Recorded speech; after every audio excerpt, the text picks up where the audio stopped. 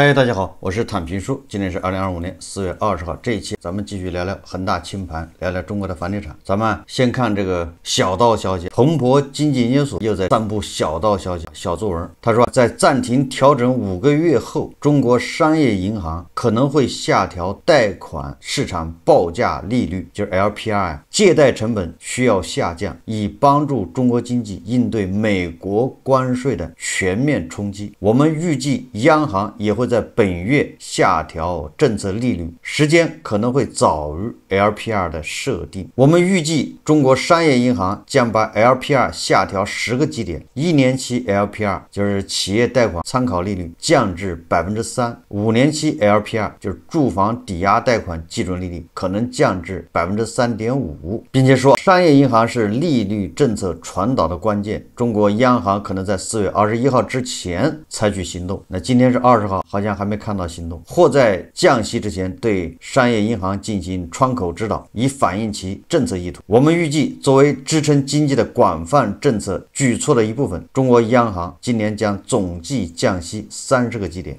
央行降息，这不是什么新闻，这央行一直说择机降息降准，这个好像前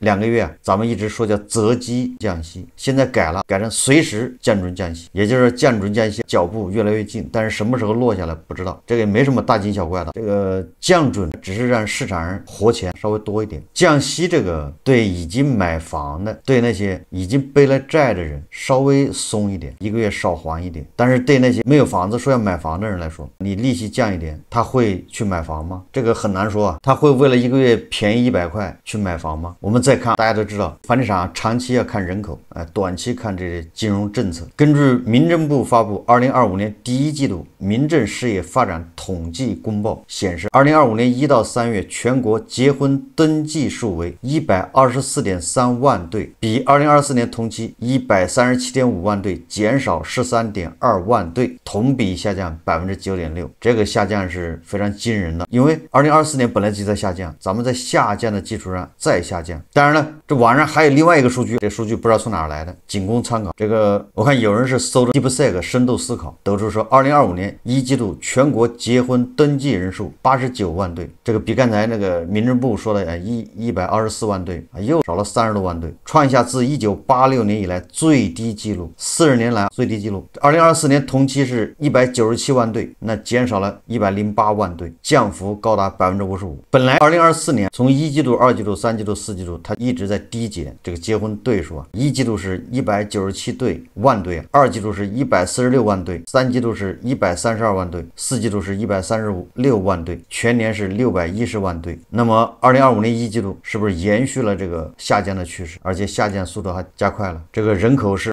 断崖式下跌。那大家看一看，想一想，这房地产拿什么来涨？那些炒房的人来说看到这样的数字，心里恐怕也是哇凉的。你要想一下，这些人按正常逻辑，在3年之内他要生孩子，这个结婚的对数不停的创新低，那就意味着3年以后新生儿出生率还要大幅度下降，再过20年，这些孩子本来他们是刚需房，结果刚需房的基数缩水一半，楼市靠什么支撑？到处都是空房子。最近北京的最新的入学政策也牵动着家长的心，尤其是那些炒学区房的。北京最近要推什么长幼随学，它长幼随学导致学区房信仰随时崩塌，甚至崩塌正在进行。他这么说的，他说西城区德胜片区某业主连夜降价268万抛售房产，这是北京教育新政落地后冰山一角。长幼随学政策允许兄弟姐妹优先同校，就是这个哥哥或者姐姐在这学校，那么他的弟弟妹妹也可以在这学校，而且优先选择这个学校，这样就是为了减轻家长负担，这样接送方面，或者是甚至大的孩子可以带着弟弟妹妹上下学所以他搞了个什么长幼随学，也就是说把学区房的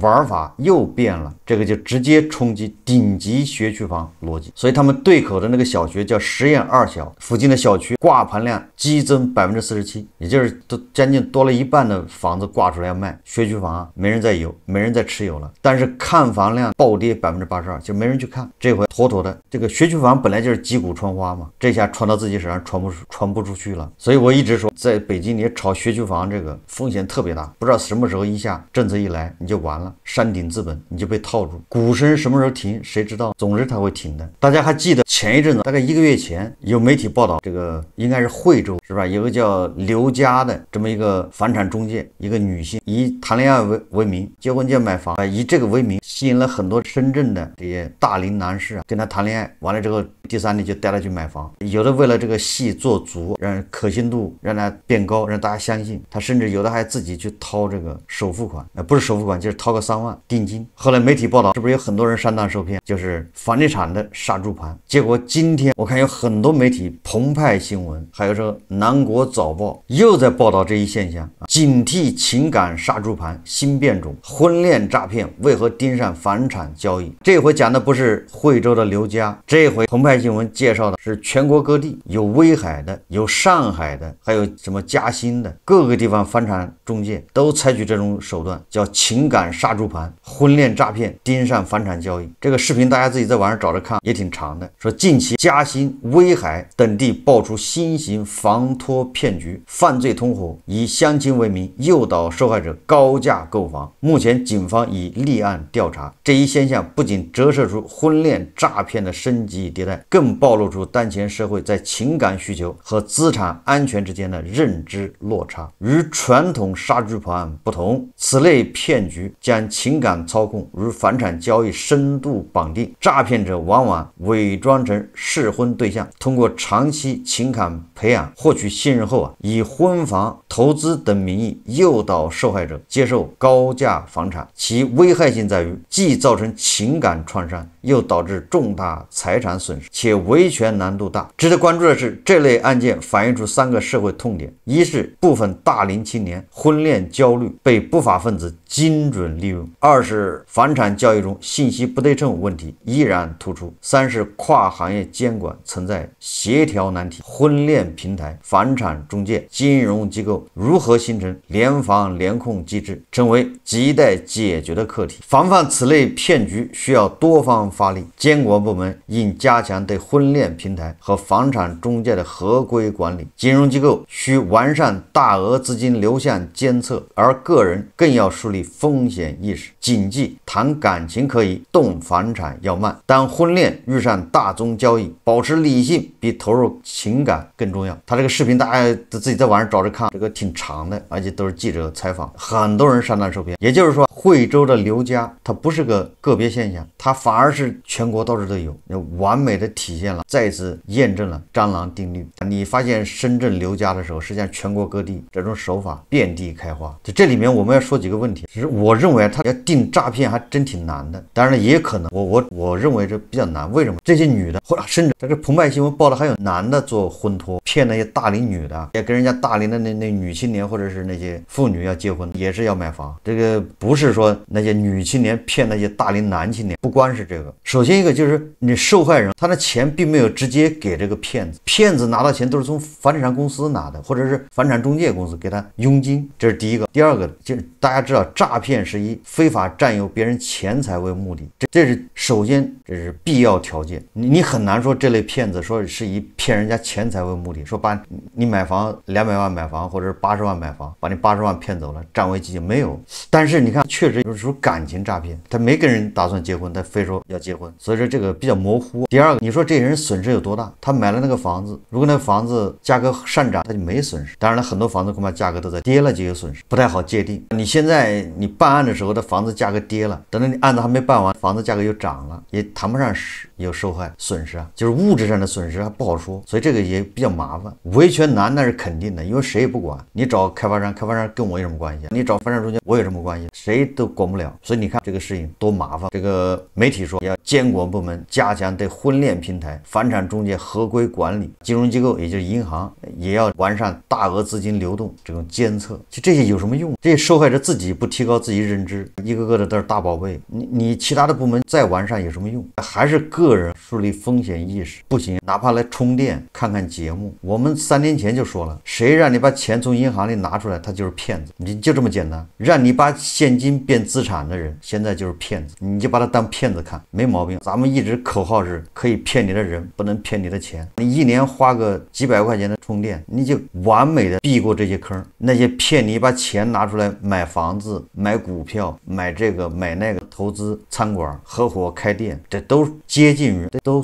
把它归类为诈骗。想把你钱从工行里拿出来的都不是好人，就记住了就行。如果你有这个意识，人家想把你钱骗走多难啊！3年前咱们说可以骗你的人不能骗你的钱的时候，很多人不理解，认为这是个笑话，是个梗。你现在看一看，这些受害者现在叫人财两空。当然了，这个财现在还不好界定。当然了，还有一些麻烦事，我们要避免这些麻烦事。今天检察日报它有一个报道，什么报道？说的就是借名买房。有人为了这个，因为他自己不能贷款，所以他借好朋友的这个名额或者名字去代持买房。完了后来这好朋友不愿意过户，产生纠纷。这是监察日报报道的，江苏叫荔枝视频，说江苏如东市民张某因被限制贷款，与好友王某协商借名买房。你说这人买房的劲头怎么这么大呀？他都已经被限制贷款了，他还要买房，这人买房成瘾了。借好朋友的这个名字买房，由王某代签购房合同并办理贷款，支付首付款后，张某筹措尾款给王某，希望完成购房手续并过户，但王某却将房屋抵押贷款并将贷款自用，拒绝过户。此后张某多次要求王某过户，王某都以双方存在经济纠纷为由拒绝过户。张某诉至法院，要求王某协助过户。近日如东县法院审理认为，双方借名买房合同有效，房屋全部房款由张某支付，王某仅为登记人，张某是房屋真正权利人，王某应协助过户。经调解，王某还清抵押贷款并同意在期限内过户。大家看视频，你说这叫多乱？买个房子整出这么多花活啊！首先说明这个房子他买的时候时间早，很有可能已经涨价了，所以他要房子。如果这个房子价格跌了，你200万买的或者500万买的，现在只值300万，那这个张某恐怕也不要房子了，要钱，你把钱退给我，他就不要求过户了，他要求还钱。我们再看一看在深圳买房的这些不幸的人们，这网上有很多帖子讲的是深圳叫一夜回到解放前。作者说他是20年上车龙华中心123平4房7房，这个20年买的，价格不便宜，一共是800万，首付付了500万，就是贷款300万，这还是比较有实力的。但是不幸的是，这个主人公22年投了鼎益丰220万。这个鼎益丰大家知道吧？好像叫什么佛系投资啊，用禅宗的这个理念指导理财。我记得咱节目还介绍过几回。这个人23年结婚，23年底鼎益丰暴雷，血本无归，老婆随之失业。为什么失业呢？老婆是鼎益丰的业务员。你看看，某打算购买一套商品房，因被限制贷款，张某便与好友王某协商，由王某代为出面与开发商签订商品房买卖合同，首付款以外的款项由王某办理银行贷款支付。然而，对于商品房购买后过户等后续事宜，双方未作书面或明确约定。支付首付款后，王某称银行贷款未能办好，张某便筹措房屋尾款给王某，希望尽快将房款付清，并办理过户手续。但王某在收到转款后，却拿房屋办了抵押贷款，并将贷款自用。此后，张某多次要求王某将房屋过户至自己名下，王某都以双方之前存在经济纠纷为由拒绝过户。张某一气之下诉至法院，要求好友王某协助将房屋过户到自己的名下。法院审理后认为，张某和王某一致认可由王某出面签订购房合同及办理银行贷款手续，是双方真实意思表示。张某因现贷问题无法获得贷款，导致购房行为无法实现，商议借王某名义购买暗设房屋，不违反法律、行政法规的强制性规定，双方之间的借名买房合同有效。此外，法院认为暗设房屋全部房款由张某支付，王某并非房屋真正所有人，而仅是登记人，因此张某和王某之间形成借名买房的合同关系。张某是房屋的真正权利人，王某应当协助张某办理过户手续。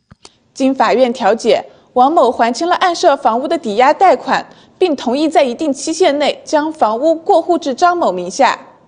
法官提醒，借名买房风险多，购房者一定要在遵守法律法规的前提下，在政策允许的范围内购房，以免产生不必要的纠纷，造成房财两空。零距离记者为你报道。这就叫屋漏偏逢连夜雨，麻绳专挑细处断。24年生娃，各种压力下被迫卖房。25年初把房子卖了，成交价500多万，净亏损200多万，加上前面顶一峰亏损，当初500万首付几乎全部亏完。因为跟老婆的矛盾，自己新房几乎没有住过，3年在外租房住，天天忍受噪音。这3年几乎天天失眠，头发白了，身体差了，人生如戏，戏如人生，到头来一场空。你说这个就是典型的那种糊涂。你要说他糊涂，他还能赚这么多钱，所以这个世界就是这么诡异。他能拿500万首付买房子，他能给这个顶一峰220万投资，这个钱一般人也难以想象，这么多现金，对吧？能调动这么多资金也不容易。我觉得他错误不在买房，因为他的实力是有的。20年在龙华买的123平的房子，800万首付500万，贷款300万，实际上他这300万应该还了，因为他2年以后他拿了220万去理财，他应该把这220万把按揭贷款还掉，他不就没事了吗？他就基本上没有负债，无非下面就是吃糠咽菜，2个馒头加1包榨菜，日子还是过得下去的。结果错上加错，把手上的220万现金拿去理财，这边贷款都不还。